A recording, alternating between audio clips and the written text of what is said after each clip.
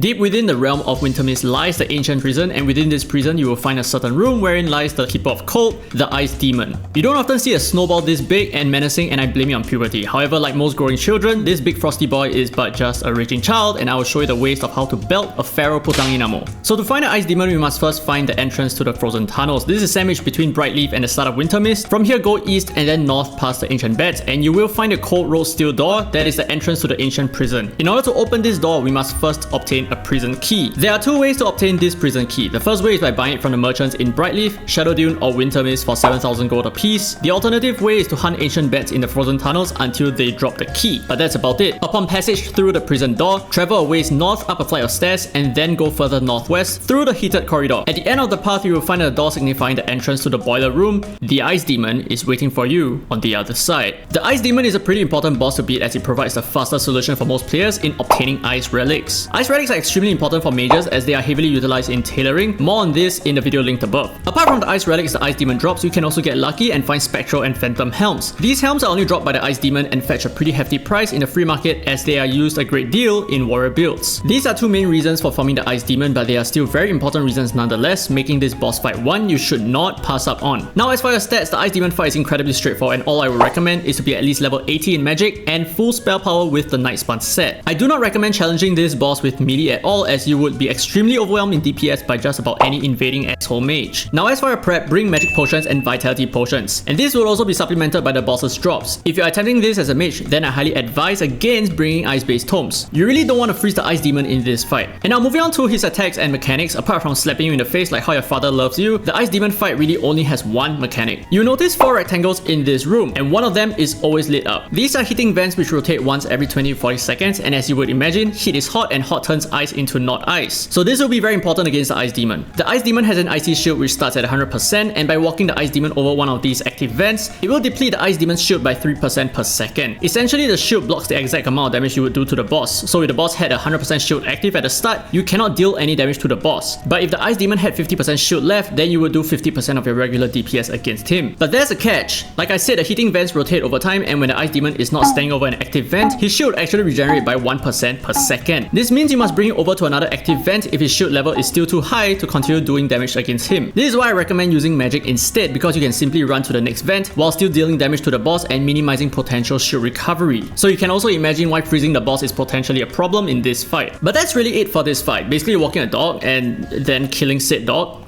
I guess. But before we proceed with the full uncut run, let's take a look at an hour's worth of Ice Demon runs I have pre-recorded. We are only going to focus on the Ice Relics obtained as these are regular loot, and we should leave out all the other rarities like the Spectral and Phantom Helms. This way we can better estimate how valuable the Ice Demon is for farming. So we start off with 59 Ice Relics because I forgot to press the record button earlier, and over a span of an hour I culled as many as 60 Ice Demons and ended up with 1,918 Ice Relics, which means we picked up 1,859 Ice Relics within the hour. This amounts to a pretty good value of 14 million gold per hour with a chance of getting extra Spectral and Phantom Helms. However, if I may digress a little bit, this is actually not the fastest way to obtain Ice Relics. With a crafting level of 80, we can turn magic locks into Ice Relics, and together with the Pet Woody and Relics of Efficiency, we can harvest 1,269 Ice Relics per 30 minutes or 2,500 per hour. This is a whopping 36% faster rate than farming Ice Demons for the Ice Relics. Alright, now let's put what we have learned into practice, and this is what a typical Ice Demon run looks like.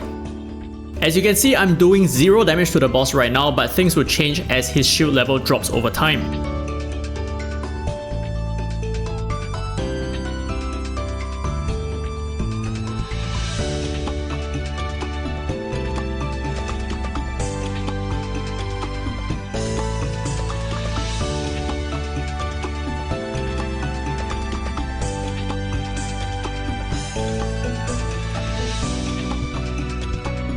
So that's it for this video. Hopefully you guys enjoyed it. If you did, don't forget to thumbs up. It really helps the channel, and subscribe for more Curse of Aros content. Now with that said, this has been Derek Free to Play, and as always, I will see you in the next video.